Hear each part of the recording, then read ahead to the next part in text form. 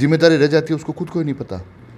तो ये कुछ मांगे हैं जो हम सरकार से कर रहे हैं, लेकिन सरकार सुनने को तैयार नहीं है।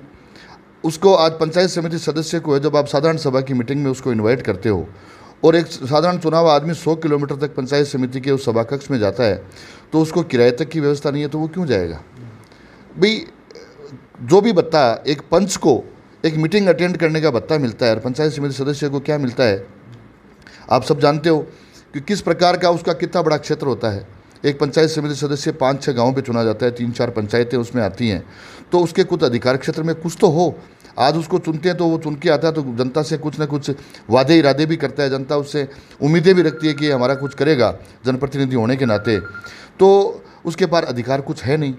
तो मैं समझता हूँ कि भी जिस प्रकार से वो लोग पंचायत समिति सदस्यों का एक संघ बना है, उस संघ की जो मांगे हैं उस पर विचार होना चाहिए, और सरपंचों के साथ जो जिस प्रकार का भेदभाव किया जा रहा है उनका मानदेय है उसमें भी वृद्धि होनी चाहिए।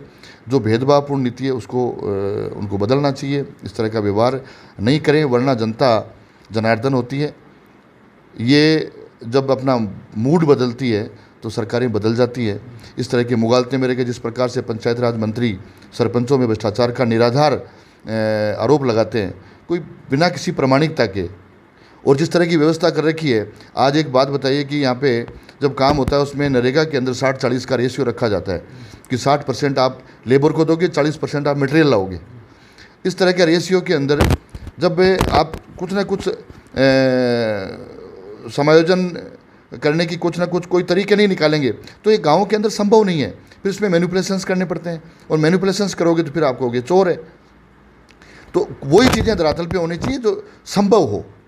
तो राजेंद्र सिंह, बहुत सी अभी जो चल रहा है, जैसे सरकारों में आपने देखा होगा, अभी जो सरकार गिरने के कगार पे थी, लेकिन कहीं न कहीं बीजेपी के जो विधायक थे उनको भी पावरफुल कर दिया, फुल एकदम।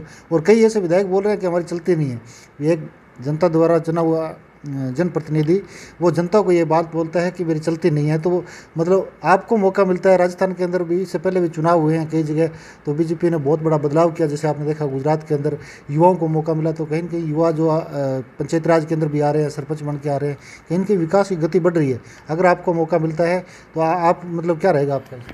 देखिए, वर्तमान के अंदर राजस्थान के अंदर जिस प्रकार से सरकार चल रही है, यहाँ पे प्रत्येक विधायक मुख्यमंत्री बन के काम कर रहा है।